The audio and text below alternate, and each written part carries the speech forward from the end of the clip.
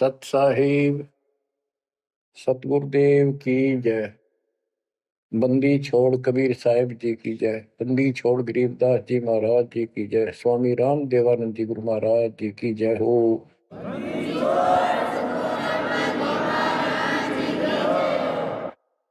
सर्व संतों की जय, सर्व भक्तों की जय, धर्मी पुरुषों की जय। श्री काशी धाम की जय, श्री सुडानी धाम की जय, श्री क्रोथा धाम की जय, श्री बरवाड़ा धाम की जय। सत साहिब जय जय सतगुरु मेरे की जय जय सतगुरु मेरे की। सदा साहेबी सुख से बसियो अमरपुरी के डेरे की। जय जय सतगुरु मेरे की जय जय सतगुरु मेरे की। सदा साहेबी सुख से बसियो सत्यलोक के डेरे की। सदा साहेबी सुख से बसियो सत्यलोक के डेरे की। निर्विकार निर्भय तू ही और सकल बेमान। जी साधो और सकल बेमान। सब पर तेरी साहिबी सब पर तेरी साहिबी। तुझ पर साहिब ना निर्विकार निर्भय।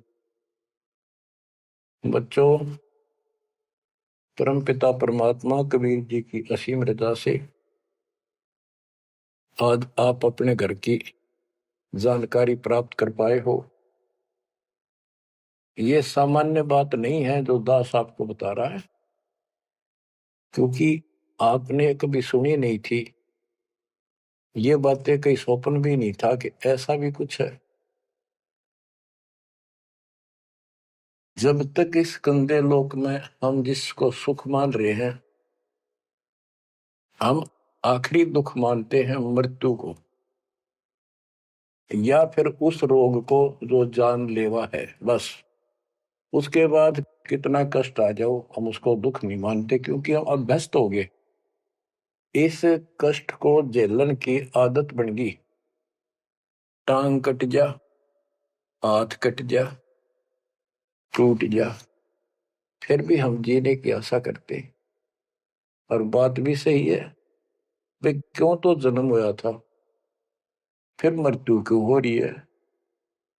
हम और सब कष्ट को स्वीकार करने के तैयार हैं, लेकिन मौत अच्छी ना लगती। हाँ, मौत को जब सरेंडर करते मौत के लिए, जब कति महादुखी हो जा, शरीर कति नष्ट हो न हो, कंडम हो जा, उठा जाना बैठा जा, सांस भी साबित ना हो। हम स्वयं जब मानते हैं ये भगवान इसका अच्छा तो मर जावा, वो तो है ही, मरना तो है ही, मरे भीगा। लेकिन मरने के बाद कौन सा सुख होगा। फिर कुत्ता बन गया, गधा बन के कीड़े पड़ गए, वहां कौन संभालेगा। तो ये अभी हमें ये ज्ञान था नहीं, ये ऐसी दुर्गति हो क्यों रही। आपको दास बार बार बताता है, मनुष्य जीवन उन्हीं को मिलता है जो बहुत ही पुण्यकर्मी होते हैं। पिछले जन्म उनके जबरदस्त होते हैं। ये अलग बात है, किसी के ज्यादा होते हैं अच्छे कर्म, किसी के कम होते हैं, पर बढ़िया कर्मों वाले ही मनुष्य जीवन प्राप्त करते हैं। और मनुष्य शरीर में उनको सुविधाएं भगवान देता है जो एक मानव को मिलती है। जिनके पास पैसे ज्यादा हैं वो ज्यादा बकवास करते हैं। कार ले ले, कोठी बन गई, और भी कोई 10-5 प्लाट खरीद ले, यानी भक्ति की तरफ नहीं जा सकते बाबा। या जो कतिय दुखी है, हैंड टू माउथ है, यानी समय पर रोटी ना मिलती, वो भगवान के लिए जागा कहाँ? उसको सारा दिन रोजगार की समस्या समस्या पर समस्या रहती है। तो कहने का भाव ये है कि जब तक हम थोड़े बहुत सुखी नजर आते हैं, जिस गंदे सुख को सुख मान रहे, तब तक हमें भगवान की कभी जरूरत नहीं। ये तो ये ज्ञान हो या फिर कष्ट आना शुरू होता जब भगवान याद आता, उसके लिए परमात्मा कहते हैं कबीर साहब, कबीर दुख में सुमन सब करें, सुख में करे न कोई, और जय सुख में सुमन कर ले तो दुख का एक हो भाई। कबीर सुख में सुमन किया नहीं, दुख में करते याद, कहे कबीरता दास की कौन सुने फरियाद। सुख में तो करा नहीं, जब कैर टूटने लग गया चारों तरफ से, कैंसर डिक्लेयर होगी, सांस साबित नहीं आंदा, कई कर्म मीनता फिर भी नहीं मानते कि नाम ले लो और भक्ति कर लो, गला ना देखी जाएगी। उनके इतने कर्म कमजोर होते हैं, संस्कार माड़े होते हैं, खराब होते हैं। थोड़े बहुत कष्ट होकर भी यदि परमात्मा की तरफ लग पड़े, चल पड़े, उसका नाम ले ले, तो भी सहारा देना शुरू कर देता था। बड़ा दयालु है। अब भक्ति से सब दूर हो चुके हैं, और जो करते हैं वो पिछले संस्कारी हैं, उनको रास्ता ठीक नहीं मिलता, वो शास्त्र विधि त्याग कर मनमाना आचरण करने पर लगे हुए हैं। कोई बेचारे पहाड़ों पर जाते हैं, कोई तीर्थों पर जाते हैं, कोई पर भी लेने जाते हैं, कोई मंदिर में, कोई मस्जिद में, और कोई मंडी बना रखी वहां मत्था टेकने जाते हैं। यानी उनको चाह भगवान की है पर रास्ता ठीक नहीं। अब जैसा आपने प्रसंग सुना कि पांडव यज्ञ अश्वमेघ में एक का पाया साध, गरीब गोरख से ज्ञानी गणे, सुखदेव जति जहान, सीता सी बहु भारिया, बहुत पत्नियां मिल जाएंगी सीता जैसी, अपने धर्म कर्म पे साफ सुथरी रहने वाली। संत दूर स्थान, कहते हैं पांडव यज्ञ अश्वमेघ में एक का पाया साध, 33 करोड़ जहां थे देवता, 88,000 ऋषि, 12 करोड़ ब्राह्मण, 9,84 शत्र, उनमें एक का संत मिला, वाल्मीकि सुदर्शन जी। उसका कारण क्या था? उनकी साधना शास्त्र वेद है, गीता विरुद्ध है। तो बच्चों, शास्त्र विरुद्ध साधना करने से साधक को कोई लाभ नहीं होता। गीता अध्याय 16 श्लोक 23 में स्पष्ट किया है कि जो शास्त्र विधि को त्याग कर अपनी इच्छा से मनमाना आचरण करते हैं, लोक वेद के आधार से साधना करते हैं, उनको न तो सुख होगा और न उनकी गति होगी, यानी मोक्ष, और न ही उनका कोई कार्य सिद्ध होगा, सिद्धि प्राप्त होगी। इन तीन वस्तुओं के लिए, तीन पदार्थ के लिए हम भक्ति करते हैं। घर में सुख हो, शरीर में सुख हो, कार्य सिद्ध हो, ऐसी भक्ति करें कि जिसे सिद्धि प्राप्त हो, जिसके सहारे हम ऊपर जावें। जैसे सुखदेव के पास एक आकाश में उड़ जाने की सिद्धि थी, और हमारे परमात्मा कहते हैं जो हम भक्ति दे रहे हैं इसमें 24 सिद्धि आ जाएंगे। इन 24 की 24 को भी कहीं यूज नहीं करना, उसका प्रयोग नहीं करना। ये उनमें एक सिद्धि आकाश से उड़ जाने की भी होगी। एक सिद्धि आकाश से उड़ जाई, एक सिद्धि जल पैर न लाई, एक सिद्धि कुछ खावे न पीवे, एक सिद्धि जो बहुत जीवे। ये कई कई दिन नहीं खाते पीते तो वो एक सिद्धि होती है। गरीबदास जी कहते 24 को ना मन चावे, सो हंसा सतलोक सदावे। तो कहने का भाव ये है कि ये सब शास्त्र विरुद्ध साधना करने वाले हैं, और अमीन ने जबरदस्त महात्मा मानना थे। ये ऊपर का दिखावा ऐसा गजब का करते हैं, सामान्य व्यक्ति को क्या पता। आपको भी पता नहीं था इस ज्ञान के सुनने से पहले, ये साधु हमने भगवान दिखाई देते और माथा टेका थे, इन्हें प्रणाम किया करते, इनको खूब दान भी देते थे। ये पता चला ये तो जड़े डोहा थे। गरीब डिम्ब करे डूंगर चढ़े, अंतर जीनी जूल, जग जाने ये बंदगी करे, ये बो वसूल वजूल। ऊंचे से स्थान पर बैठते हैं ताकि दूर तो दिखे कि महात्मा तपस्या कर रहे हैं,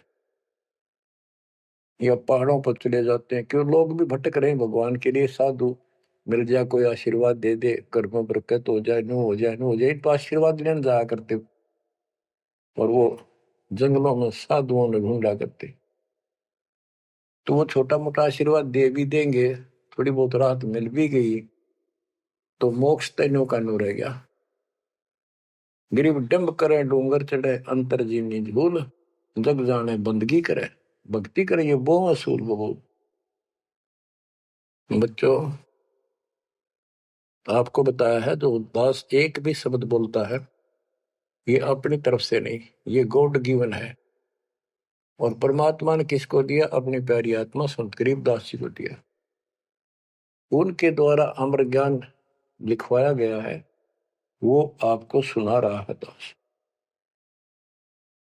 रग यजु है श्याम अथर्व, ये चारों वेद चतुभंगी रे, सूक्ष्म वेद बाचे साहिब का, सोहंसा सतसंगी रे। जो परमात्मा का सूक्ष्म वेद पढ़ता है वो सत्संगी है। चारों वेद ऋग यजु साम अथर्व, ये चारों भ्रमित ज्ञान युक्त है, इनसे जीव को कोई लाभ नहीं होना, मोक्ष नहीं हो सकता। तो दास आपको ये सूक्ष्म वेद सुना रहा है। अब कुछ वाणी सुनाऊंगा। ये माया का ग्रंथ है। एक बाल्मीकि नीचे कुल साधु, जिन संख पंचायन पूरे न दू। एक बाल्मीकि जाति का, जिसको तुम नीचे कुल को मानते थे, वो था साधु जिसने वो पंचायन शंख बजा दिया। और गिनो माया के पुता, ब्रह्म जोगनी सब ही टूटा। ये बाकी ये माया के पुजारी, इनके पास यथार्थ भक्ति नहीं थी। चंद सूर के तिक साई, जिनके आगे ये बड़े गदाई, नूरी दीपक धरे चिरागा, काल करमजन को उठ लग गया।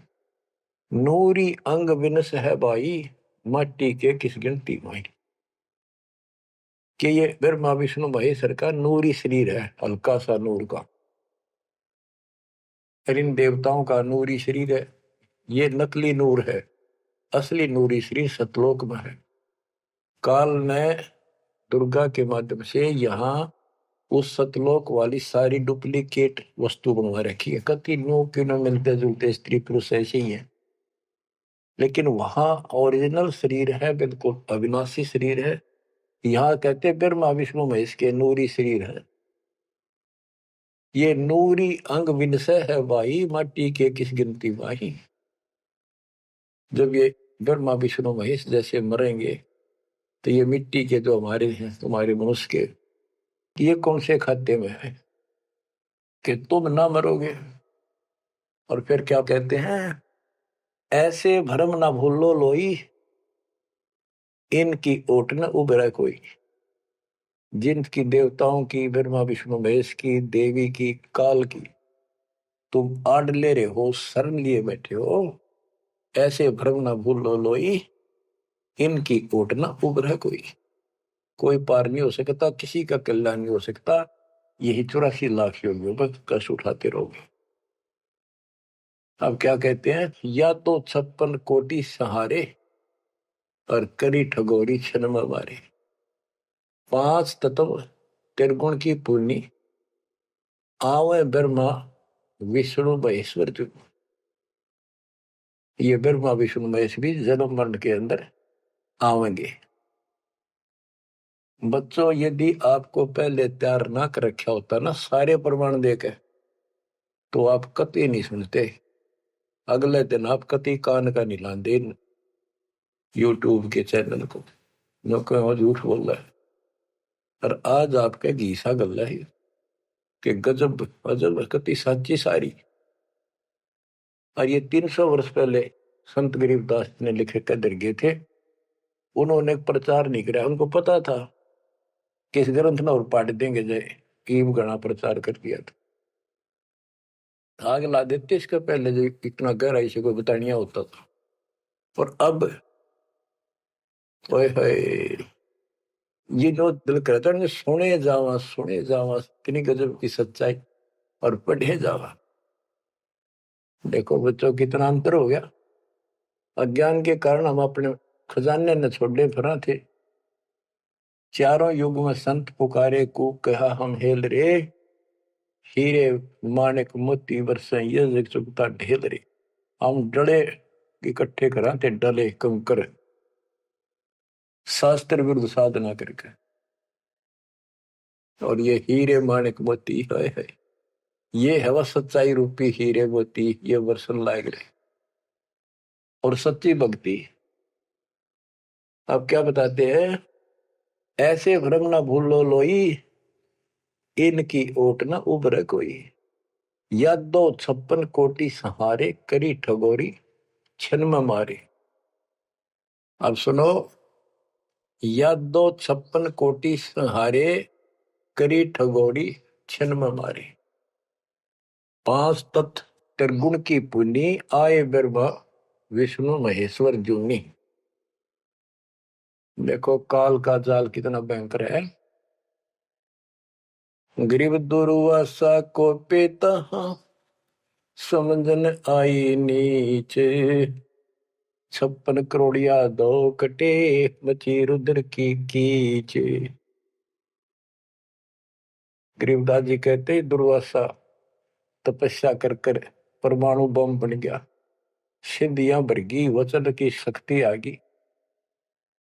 यादों के अंदर एक अभिमान हो गया था कि हमारे साथ श्री कृष्ण जी हैं। इसने चाणूर मार दिया, कंस मार दिया, जरासिंह मार दिया, कल्यवन मार दिया और केसी मार दिया। तो इस प्रकार ये नो सोच बैठे थे कृष्ण तो ऊपर कोई नहीं और थारा कोई कुछ नहीं बिगाड़ सकता।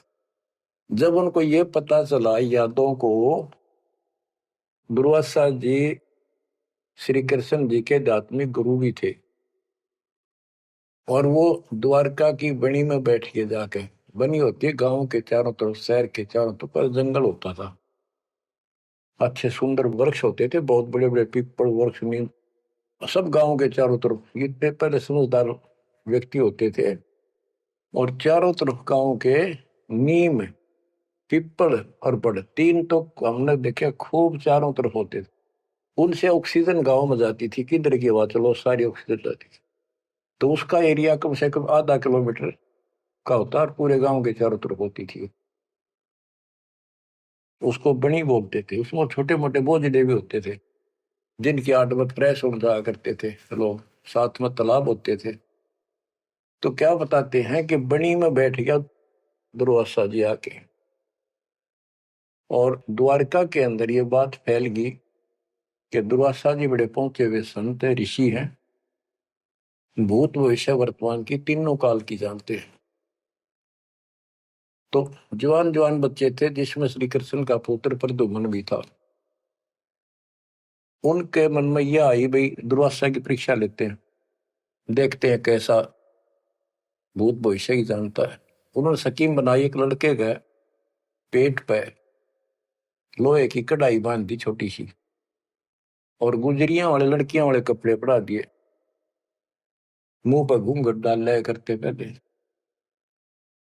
पूरा स्वांग कर दिया लड़की का, ले गए गर्भवती लड़की का। 5-7 और थे बच्चे, बच्चे तो क्या थे, अच्छे शादी हो रही थी उसकी प्रद्युम्न की भी। तो वहां बच्चे भी हो रहा था उसके अनिरुद्ध जैसे।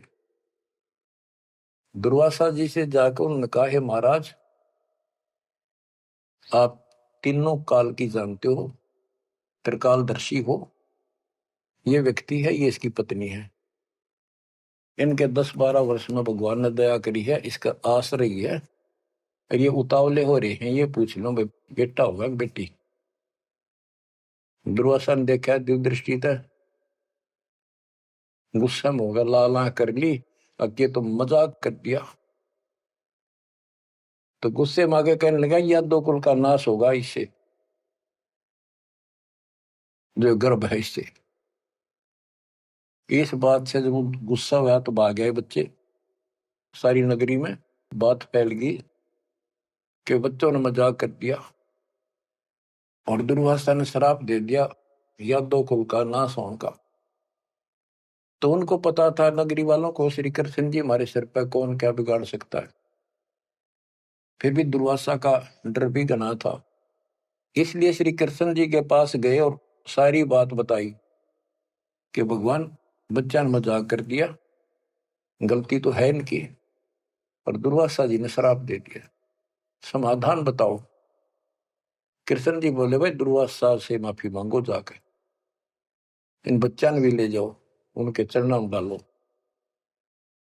ऐसा ही किया गया। दुर्वासा बोला, मेरा वचन मुख से निकल गया, वापस नहीं होता, ये नहीं ले सकता मैं, जाओ। वो आगे, अब सुनते रहियो, इस एक कथा से कितनी बात निकलेंगी, जहां हमारा भूल ला रखी थी इन्होंने। कृष्ण जी के पास आए, बहुत ज्यादा दुख हो गया, सारी नगरी में उस दिन भोजन नहीं बना, इतने दुखी हो गए। श्री कृष्ण जी के पास फिर गए जी, उन्होंने कहा है कि अब मैं कुछ नहीं कर सकता, मेरे मुख से निकल गया सो निकल गया। श्री कृष्ण जी बोले, कैसा करो, ये जो कपड़े बांध रखे थे ना, गाबा ऊपर, कढ़ाई के ऊपर रुई राई थी, और फिर नीचे कढ़ाई थी, कढ़ाई न तो घिसा के कति चूरा कर दो उसको, इन कपड़ों को फूक के और वहां डालो प्रभास क्षेत्र में, दूर यमुना के किनारे। तो उन्होंने सब ने जाकर वो कपड़े, उस लड़की का रूप बना था, वो फूक फाक दिए, दरिया में बहा दिए, और वो कढ़ाई के सान ला के नंबर ला दिए उनके। सारा दिन लगे रहे, पत्थर पे घिसाएंगे, वो चूरा वहीं पडारा किनारे बजाता रहा। एक कड़ा किसी को दे दिया, भैया तेरी ड्यूटी कई दिन में घिसा, कड़े जो पकड़न के होते हैं ना कढ़ाई के, वो और तो घिसा दिया। वो एक कड़ा उस आलसी पर घिसा को नहीं, थोड़ा बहुत घिसा, वो बहुत सारा रह गया, उसने लोगों ने फेंक दिया। तो सबको ये हो गया, बस समाधान बता दिया श्री कृष्ण जी ने, अब कुछ होने का नहीं, सब निश्चिंत हो गया। कुछ वर्षों के बाद आपस में जरा जरा सी बातों पर, आपस में यादों का, आपस में लड़ाई होने लगी। कोई जरा सी कहते लट्ठम लट्ठा मार दे एक दूसरे ने, हाहाकार मच गया नगरी में, अकाल मौत होने लगी, पशुधन नष्ट होने लगे। तो नगरी के व्यक्ति फिर गए श्री कृष्ण जी के पास कि हे भगवान, ऐसा कौन सा पाप उगड़ गया इस नगरी का, किसी ने किसी की बातें नहीं सुहाती, जरा सा बोलते हैं लट्ठम लट्ठा हो जाए, मार डाले, अकाल मृत्यु होने लग रही है। कुछ दया करो, रक्षा करो, कारण बताओ, कुछ समाधान बताओ, हमको धर्म पुण्य कहो, वो कर देंगे। श्री कृष्ण जी बोला, भाई जो दुर्वासा ने श्राप दिया है ना, अब वो फल गया, उसके कारण ये सब कष्ट आ रहे। तो नगरी के लोग बोले, जी कोई समाधान बताओ, आप तो मालिक हो, सारी सृष्टि के रचने वाले हो, आप तो सब कुछ कर सकते हो।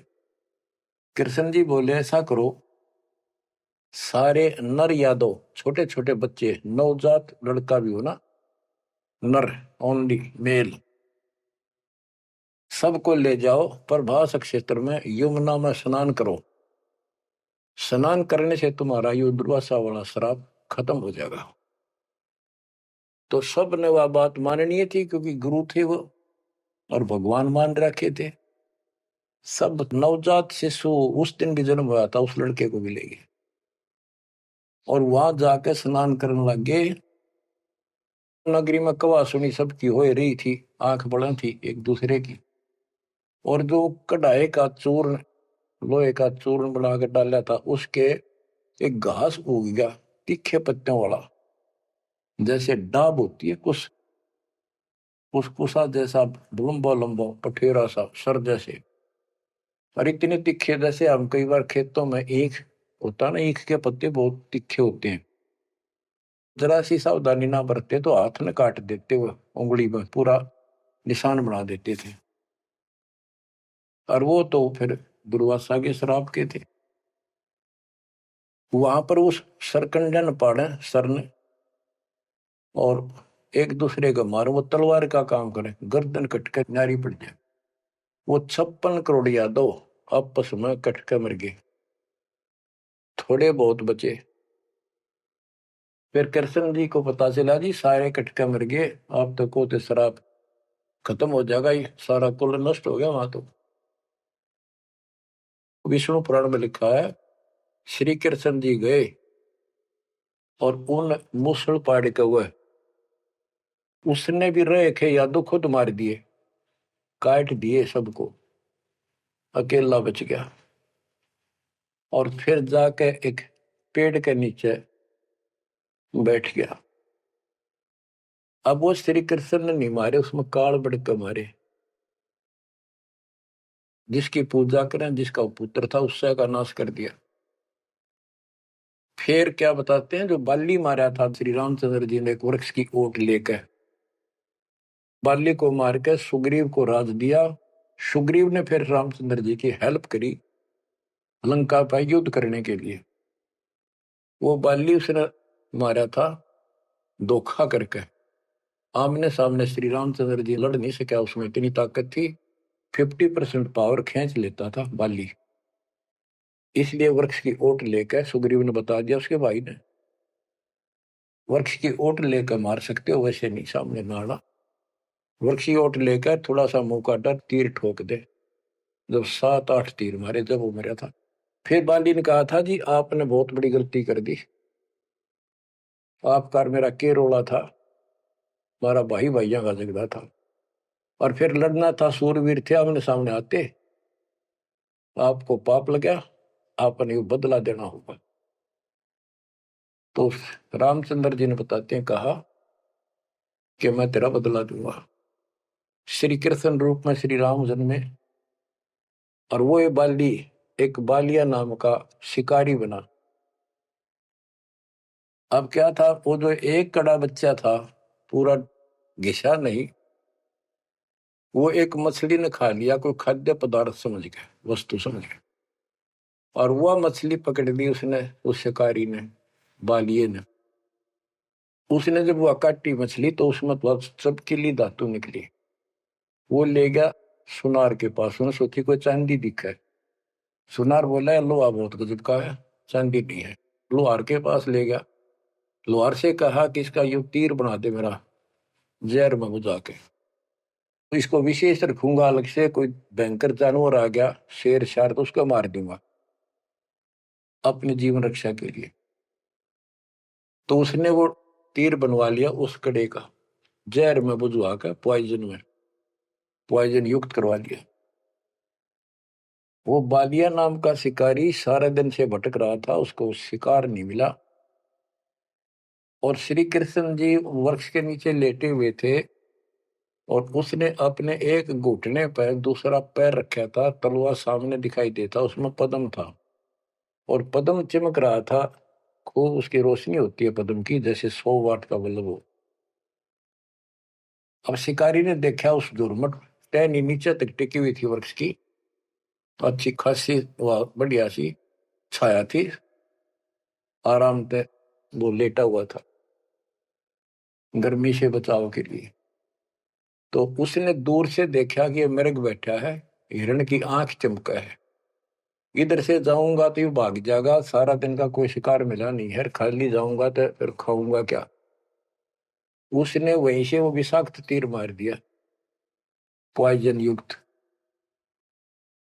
जहर से बुझा हुआ तीर चला दिया, तो पैर में लग गया आके सीधा उस निशाने पे, पदम के पास। कृष्ण जी पीड़ा के कारण कर रहा है, मर गया रे, मार दिया रे। किसने मार दिया? तो वो शिकारी घबरा गए तो आदमी मर गया।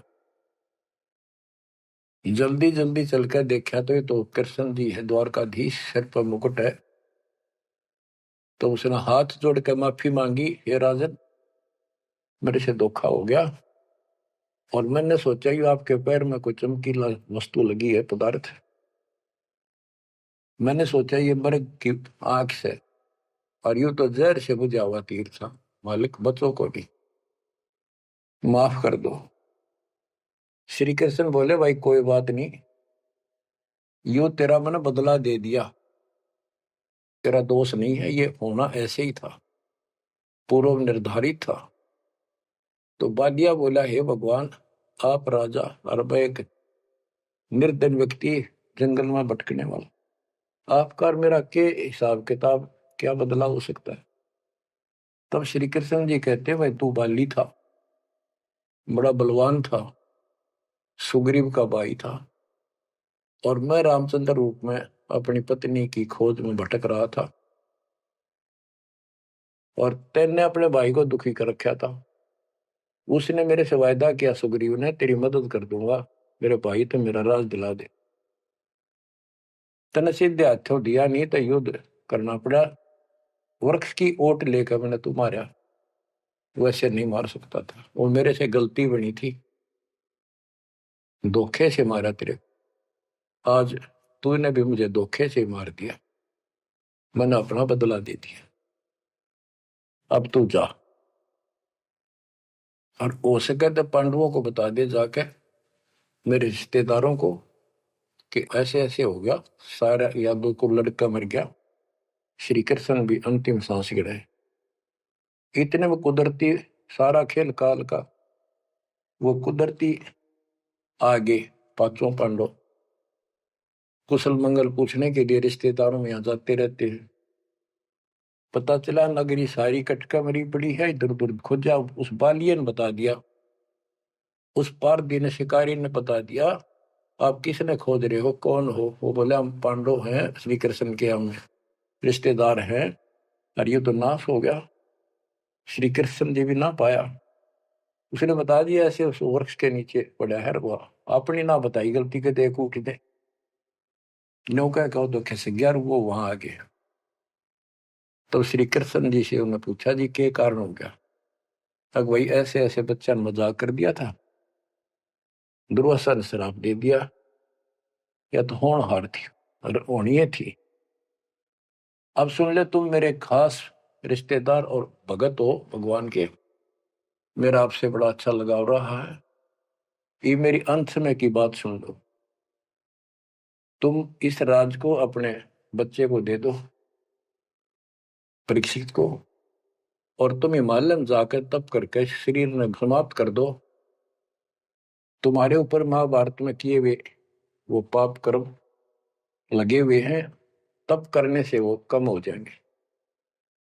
अब अर्जुन पे उस समय रुका नहीं गया, क्योंकि गीता बोलते समय उसने कहा था कि तुम्हें कोई पाप नहीं लगेंगे, ये तो मैंने मार रखे, तेरे दोनों हाथों में लाडू अर्जुन, युद्ध में मर गया स्वर्ग जाएगा, जीत गया तो राज करोगे। उस समय अर्जुन बोला, भगवान आप बशत ऐसी परिस्थिति में हो, अब ये बात मैंने बोलनी नहीं चाहिए, लेकिन ये परिस्थिति पहले भी आई थी, जब आपने मेरे भाई युधिष्ठिर को दुखी होते को देख के, हमने जो बताया था कि इसको बड़े भयंकर स्वप्न आ रहे हैं, कष्ट है, सारी रात जागता रहता है, खाता नहीं पीता नहीं, बड़ा कष्ट में है, तो आपने बताया था कि तुम्हारे ऊपर वो पाप है जो तुमने महाभारत में बंधुघात किया था, उसके कारण ये कष्ट आया है। उसका समाधान आपने बताया, अश्वमेघ यज्ञ, वो भी हमने कर दिया, अरबों रुपये लाकर। आज आप वही पाप फिर बता रहे हो। हे भगवान, जब क्या कह रहे थे, जब गीता सुनाओ थे, मैं मना करूं था युद्ध नहीं करूं, मतलब मांग कर खा लेंगे, लेकिन आपने मेरे को टिकट नहीं दिया, ऐसा भयंकर रूप दिखाया, मैं डर गया। मैंने सोच लिया था जो युद्ध ना करूंगा तो यूं मारेगा, एक बार और दिखा दिया ऐसा भयंकर शरीर, मेरा तो वैसे हार्ट अटैक हो जाएगा। इस कारण से मैंने युद्ध करना स्वीकार कर लिया। हे भगवान, आपको हो हिमालय चले जाओ, राज छोड़ जाओ, ये कोई सा भी लाडू हाथ में कोई नहीं, ना युद्ध में मरे और ना राज रहा। ऐसा धोखा आपने कराया क्यों? आप तो हमारे खास थे, रिश्तेदार थे, सारा कुछ हो। तब कृष्ण कहता, भाई मुझे नहीं पता वो क्या हुआ और क्या नहीं हुआ, और मैंने क्या कहा था, अब मुझे कोई याद नहीं, इस स्थिति में नहीं हूं मैं। युधिष्ठिर बोला, अर्जुन इस समय ये बात ना करें, हो लिया जो हमारे भाग में था हो गया।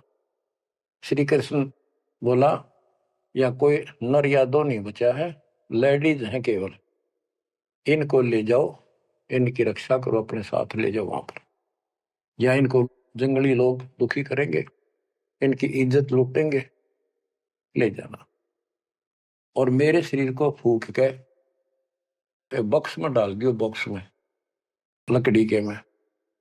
तो उन्होंने ऐसा किया, फूक के बॉक्स में डाल दिया, उसको दरिया में बहा दियो। तो बच्चों ऐसा ही किया गया। अब चारों पांडव तो आगे, और अर्जुन की ड्यूटी लाए, तुम सब लड़कियों को लेकर, औरतों को, और आ जाना। तो लेकर अपने घोड़े खच्चर उन्होंने बैठा बठू कर चाल पड़े। रास्ते में बिल्ला ने, जंगली लोगों ने उनको घेर लिया, अर्जुन के साथ युद्ध करे, अर्जुन पीटा, अर्जुन पर वो धनुष उठा भी कोई नहीं, जिसने महाभारत के युद्ध में लाखों आदमी मार दिए थे, उठा नहीं, उससे जो खड़ा खड़ा पिटे। वो क्या करा उन दुष्ट लोगों ने, कुछ तो औरतों को ले गए, धन लूट ले गए, और थोड़ी बहुत बची उनको लेकर अर्जुन अपने घर आ गया, वहां इंद्रप्रस्थ आ गया। फिर वो कोस रहा है श्री कृष्ण को, कितने सारे धोखा करे हमारे साथ, नाश करवाना था, युद्ध करवाया, जब तक मेरे में ताकत देती एक मारू था 10 मरे थे, और आज मेरा हाथ भी ना उठा, धनुष तो दूर की बात है। गीता में ये काल कहता है कि मैं बलवानों का बलवान, बुद्धिमानों की बुद्धि में ही हूं। वहां तो शक्ति देती नाश कराने, वह छीन ली वापस। ऐसे धोखेबाज भगवान की भक्ति करके हमने असंख्यों जन्म नष्ट कर दिए बच्चों। अब बताओ, अब सुनो इस कथा का निष्कर्ष। ना तो पांडवों को स्वर्ग मिला, नरक में पड़े, ना वो राज रहा, और जैसे किसी ने श्राप दे दिया, जो 3 ताप के अंतर्गत कष्ट होता है, वो 3 ताप का कष्ट भी श्री कृष्ण जी से समाधान नहीं हुआ। पहले कह दिया कि इसको घिसा के सारे कढ़ाई को, कपड़ों को फूक कर उस चूरे को जमुना में डाल दो, तुम्हें ये दुख नहीं होगा, दुर्वासा का श्राप कष्ट नहीं देगा। वो सारा कर दिया, फिर बोले कि उसमें स्नान कर लो, जमुना में नहाने से सारा श्राप कट जाएगा। वो बेचारे नहा भी लिए, वो श्राप तो कटा कोई ना, वो कट कम रही है। तो ये नकली जितने संत हैं, नो धोखा दे रहे तुम्हारे साथ, वह ऐसा चढ़ा दो, वहां स्नान कराओ, पर भी में नहा लो, कुंभ का मेला बड़ा, पर भी में नहा लो, मुक्ति हो जाएगी, है उस तालाब में नहा लो, तीर्थ में, वहां मुक्त हो जाएगा। ये नो विरान मट्टी करे, कुछ होना जाना नहीं। तुम कौन राम का जपते जापम, ताते कटे ना तीनों तापम। अब क्या बताते हैं, ऐसे भरम न भूलो लोई, इनकी ओट न उबरे कोई, या 256 कोटि सहारे, करी ठगोरी छन मोरे, 5 तत्व त्रिगुण की पुनी, आए ब्रह्मा विष्णु महेश्वर जोनी। अष्ट सिद्धि नौ निधि मन के पोए, जा पर ब्रह्मा विष्णु महेश्वर रोए। नौ अवतार पार ना पाए, ब्रह्म जोगिनी सब डकाए। कृष्ण विष्णु कन्वा भगवाना, ब्रह्म जोगिनी संग खिलाना। 14 लोक रसातल कूटे, कोई गुरुमुख साधु बिरले छूटे। के कोई गुरुमुख साधु पूर्ण संत का उपदेशी भक्त भगतमती केवल इनका बचाव हुआ। यम किंकर के धाम नरेशा, सर दर्शन के बंधे केसा। विष्णुपुरी लूटी विधि भारी, जा चंदा बदनी कामनी नारी। भोग विलास करे वहां प्राणी, बोर पड़े हैं चारों खानी। कहते ऊपर के लोकों में ये सारी बकवाद करे, क्योंकि वो स्वर्ग होटल हो तो वो बकवाद है और वो है क्या, अपनी जेब कटवा के पुण्य खत्म करके फिर पृथ्वी पा के धक्के खावे कुत्ता बने गधा बने। भोग विलास करें वहां प्राणी, बोर पड़े हैं चारों खानी। शिव पर लूटे कूटे बहु भांति, ये जम किम कर तोड़ते हैं छाती। बच्चों, स्वर्ग बैकुंठ मठ सब लूटे, बिस्त बीज थे सो नहीं छूटे। ब्रह्मंड 2100 आग लगी है, या कर्तबाजी सब ठगी है। बच्चों, बहुत अच्छी किस्मत आपकी, आपको ये अमर ग्रंथ, अमर ज्ञान और सच कथा सुनने को प्राप्त हो रही है। कुर्बान हो जाओ, इसको हल्के बना लो। मालिक आपको मोक्ष दे, सदा सुखी रखे। सत्साई।